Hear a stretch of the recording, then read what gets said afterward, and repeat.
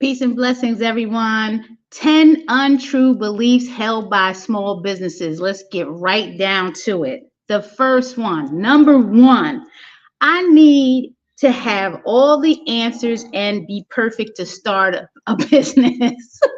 If you're thinking like this, then you don't need to start a business, because starting a business doesn't require you to have all the answers, because you're not going to have all the answers and you're not going to be perfect. So if you think you're going to be perfect, stop now. Don't even think about opening up a business.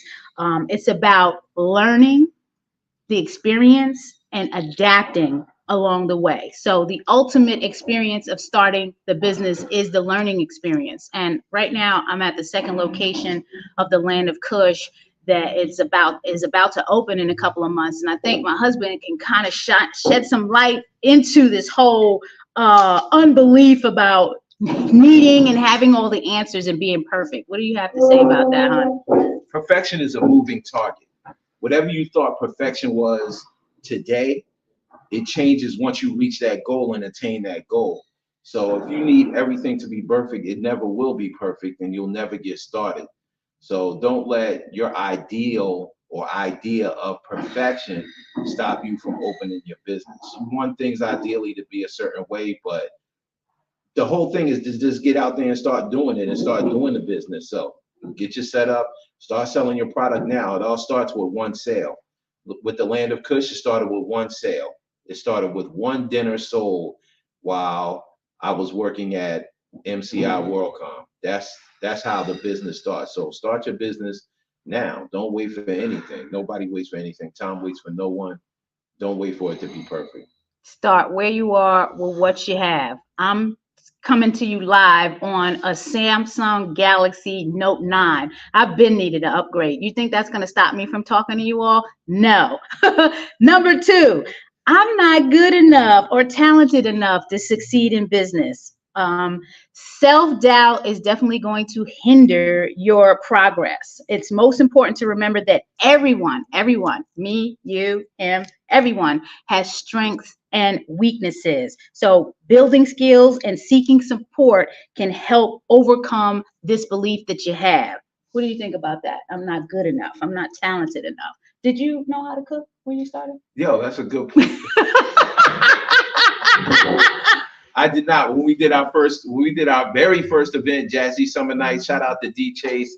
Shout out to the whole crew at Jazzy Summer Nights for the first event that we ever did. I hadn't cooked for more than two people, but you know, and that goes back to the first point as well. So it's like everything doesn't have to be perfect. Like just go out there and do it, because that's how you gain experience. Our best way of learning is through experience. You can read all the books you want. You can look at all the videos you want. You could talk to all the entrepreneurs that you want. But the whole point is to get out there and do it. And that's part of demystifying the self-doubt piece. You know what I'm saying? Get that out of your head. If you don't have confidence in yourself, what are you even thinking about? You know what I'm saying? So think positive, think uplifting, think success all the time. Think success. Even though you may fall down, scrape your knee, think success. Get back up and let's get it rocking. Hey, Ma, that's my mom tuning in. Thanks for tuning in, Ma. Good morning. Glad to see you here. And if it was not for her, I wouldn't be here. Number three, most businesses fail within the first year. Now, although that is a truth, the failure rate is not as significant as statistics show. There are many businesses that thrive beyond the first year. I think the third and the fifth year it may pose a challenge. But anyway, what do you have to say about that? What's that got to do with you? Absolutely nothing. You know what I'm saying? Everybody will tell you, people will tell you every reason not to go and follow your dream or try to achieve your goals. People will tell you everything. Oh, businesses fail within the first year. Oh, the economy's bad. Oh, it's this. Oh, it's that. Oh, it's a poor location. Oh, people won't walk through there. Oh, people won't do this. I don't think you'll be successful. It doesn't matter what they think. The bottom line is what you think. It doesn't matter what statistics show. It doesn't matter, because people have survived in storms. You know what I'm saying? And people have started their businesses and survived through storms. You're going to face some sort of controversy. You're going to face conflict. You're going to face a battle. The best thing to do is, straighten up, keep your hands up and get it rocking. So it doesn't matter what statistics say. If you're going to start a business, go start a business. It doesn't matter. Like, get to it now. Number 4, I need a large amount of capital, money, more money to start a businesses. Now, some businesses do require a large startup capital, but many are successful on a little bit of capital.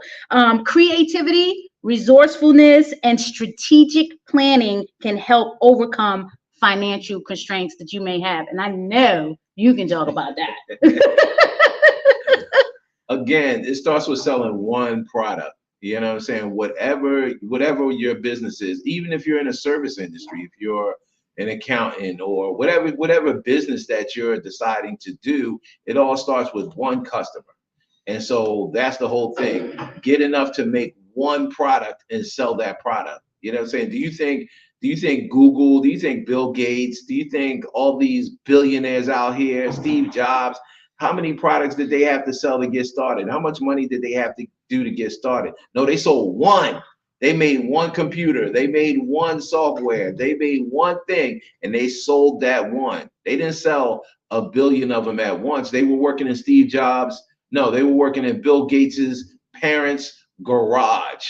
That's where they started building these computer systems. Jeff Bezos too. That story is incredible with Amazon. That's right. They started in a garage, in their parents' garage, playing around in college. You know what I'm saying? They didn't wait for. Now, of course, they got some sort of capital set up, but look, it don't cost. It costs you enough to make your product. Make the product, sell the product. Start where you are and with what you have. Marketing, that's number 5. Marketing to everyone will bring you more customers. Now, I'm gonna speak on this because that's totally not true. Okay, do not try to appeal to everyone because that's not how it's gonna work. That's gonna dilute your messaging, making it less effective.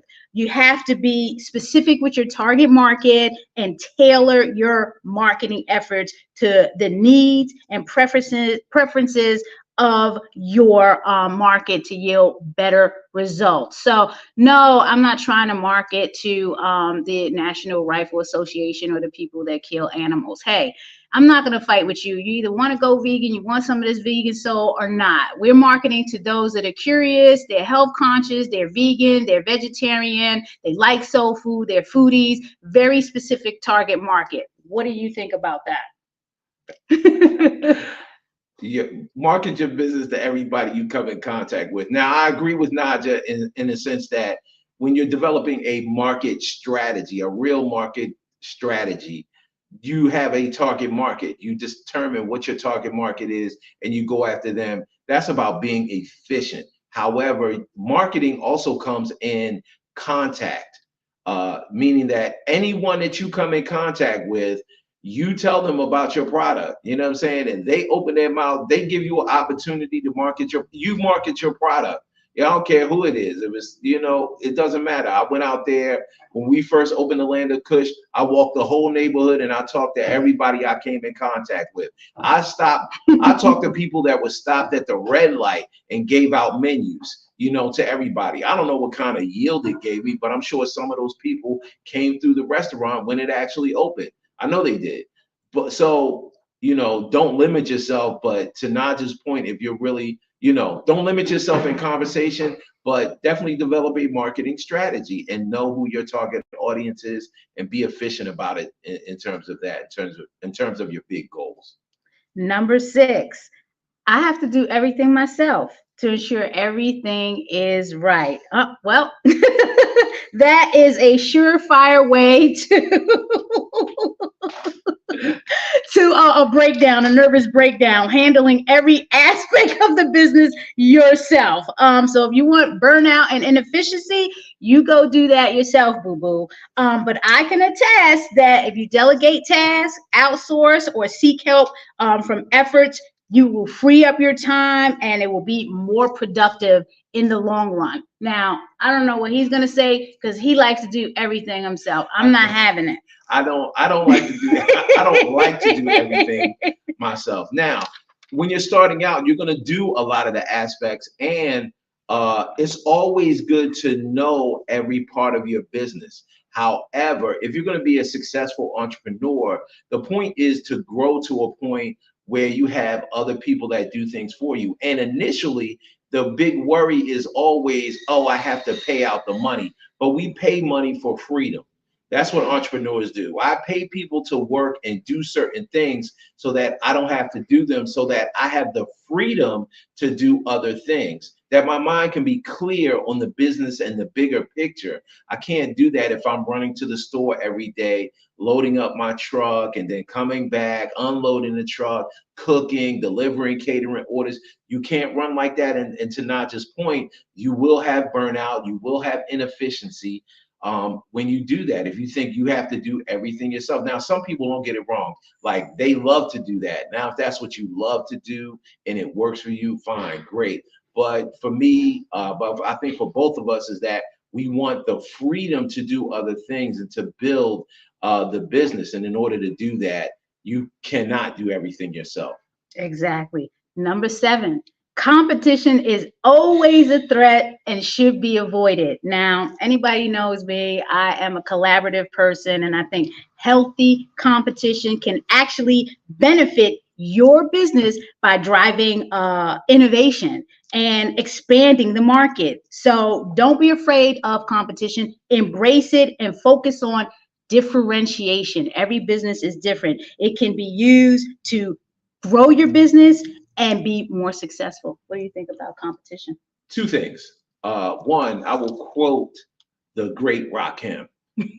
Competition is none. I remain at the top like the sun. There's no competition. The competition is yourself. You're competing with yourself. But however, I know we look at external factors. So let's look at point number 2. Point number 2 is Michael Jordan. Michael Jordan had to face all these teams. He had to face the Pistons. He had to face the Celtics. He wasn't winning in the playoffs. Despite what you may think, he wasn't always a champion. He had to earn his position. And because he was getting so physically worn down by the Detroit Pistons, they were just, physically abusing him. He went into the offseason one year and decided to put on more muscle and to get stronger. And that made him a better player. So best believe competition makes you a better player, makes you a better entrepreneur, because you're not going to think of every single thing, but to look at competition and to see what they're doing, how they're doing things. Maybe they have an innovative idea that, oh, yo, I ain't even think about that. Or, yo, let me try this. Let me put my spin on X, Y, and Z. Let me put my spin on this type of food or this type of cuisine. You know what I'm saying? Because you're not going to think of everything. So competition is great. Competition should be inspiring. It's not to be feared or cynical. And I definitely agree. And I've learned from Naija, it's not a combative competition. Doesn't necessarily mean combative, or that you're at odds, or that you're enemies. You're just learning and growing from each other. And that's how it is. And I feel like that with all the people that are in Baltimore in the vegan space, whether it's Hugh Cafe, whether it's Refocus, whether it's Grindhouse, whoever My it mama's is, vegan. My Mama's Vegan. We've worked collaboratively with all of those people. Well, maybe not on the business side, but at least we have a relationship that we can talk to each other. We have conversation. We not, no, we have relationships with each other where we build and we help each other, and that's what real competition is to me. Yes, absolutely. So embrace it. Number 8, success is solely determined by luck or external factors. Okay, well, external factors can definitely influence business outcomes, but just think about it. Is success a result of hard work, strategic planning, and continuous improvement? Yes or no? So take that into action and decision making, and you will have a successful business. Don't think it's luck. It is not luck or always external factors. What do you think about that? Have you been lucky in business? I've had some luck, but luck is where opportunity and experience meet.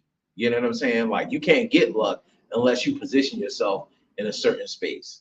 So that's what it's all about to me. And it's about and in terms of external factors, it's about the yin and the yang. So there's an internal portion and there's an external portion. Of course, there are external factors to take into consideration, but there's also that you have to take into your internal factors, your internal environment. If you see the outside world and you become fearful and you're scared, then you're not going to take the leaps that you need to take. However, if you're bold, if you believe in yourself, if you start training yourself thinking, your internal voice to say, anytime I face a negative or a conflict of situation, yo, I'm going to be the outcome. I'm going to be the winner. I'm going to use this external environment to my benefit. I'm going to make me better. So that's how you have to train your internal voice to respond every time. Every time. Like I'm training my internal voice to respond every time I come into conflict, or even every time I have self-doubt, my internal voice is going to kick in and be like, yo, nah, we positive. We, think success, think positive. Positive energy activates constant elevation. Let's get it. I love it. So remember, take ownership of your actions and remember that decision making is crucial. Number 9, I need to offer the lowest price to attract customers. I remember when we started out, we was charging $8.99. But they had no idea what the food costs and stuff was. Anyway, trying to survive solely on lowest price is unsustainable and can erode your profit margins, and we can definitely attest to that. So you want to provide value, quality, exceptional customer service, and in our case, build a culture, because it's all about culture where we're coming from, and that's what's going to bring you loyal customers who are willing to pay the price. What do you have to say about that? Understand your cost of goods sold. How much does it cost for you to make your product? Okay, that's where you start, and then you build your profit from there. Now, in terms of offering discounts or being the cheapest out there, I don't think that's an effective strategy, because to Naijha's point, you just cut your profits for just business. Now, maybe that's a volume thing. Maybe you can get enough volume for that. But I think if you strategically do it, if you strategically manage your pricing, maybe you lower the pricing on your higher margin items. So you have products that have a lower profitability rate than other products. And so maybe you offer your discounts on the things that have a higher percentage of profit, a higher profitability rate. Maybe that's how you manage your pricing, and you do things like that and you discount accordingly. So be strategic when you want to offer lower pricing, and maybe you do it during certain hours. Maybe we do it during high volume hours. Maybe we do it on Saturdays, or maybe we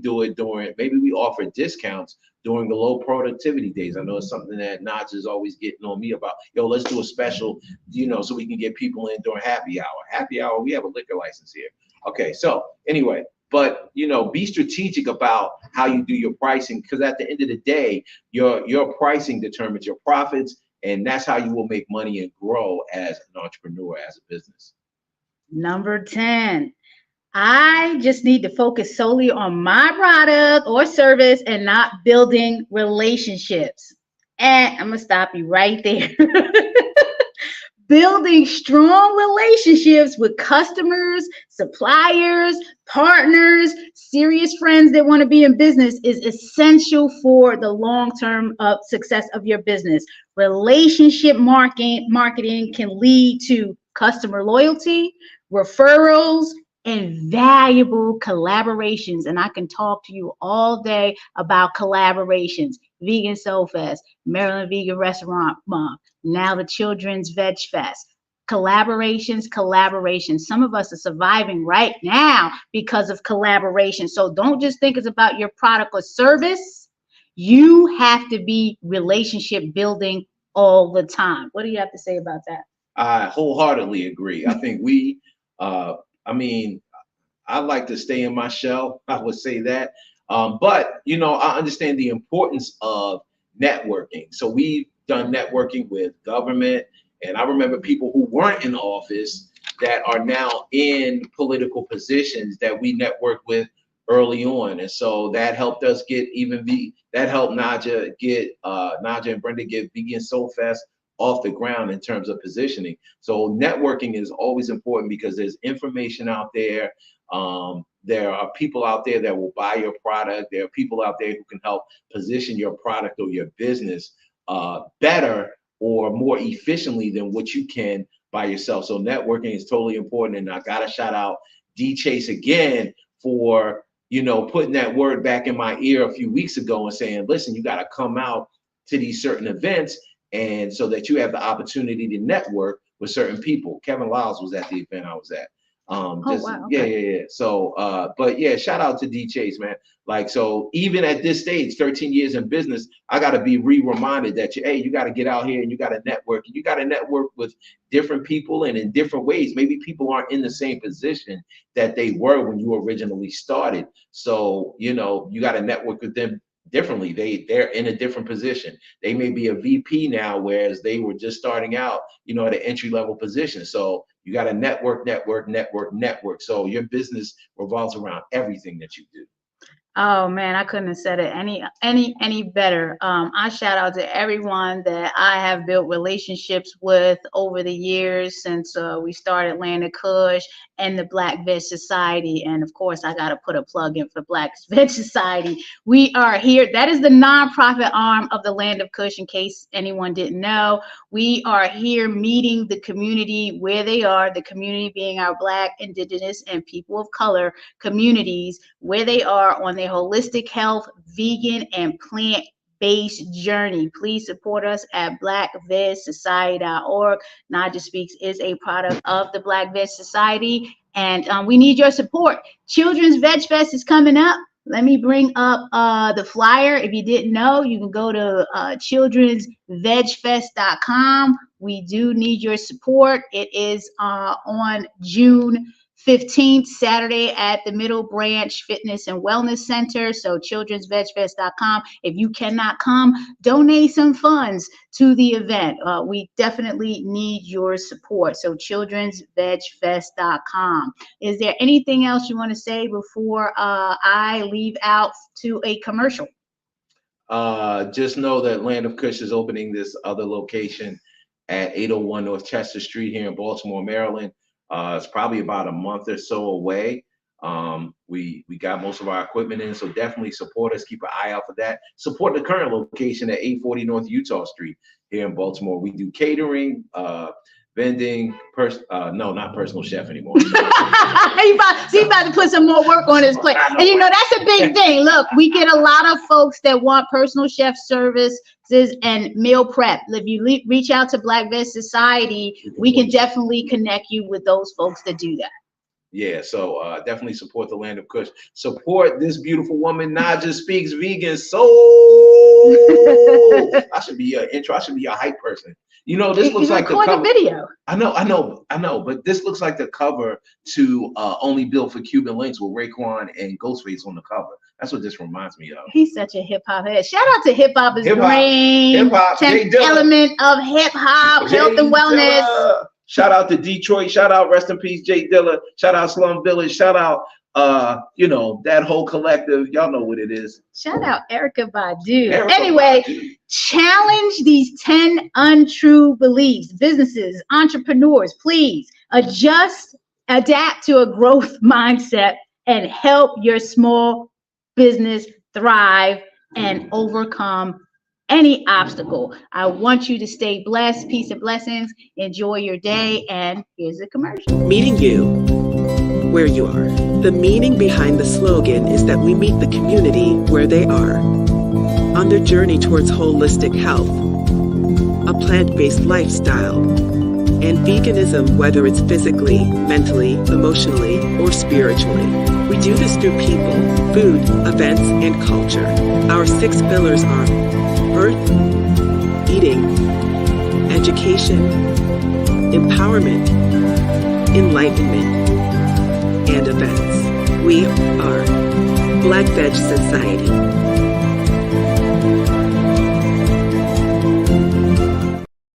That's beauty.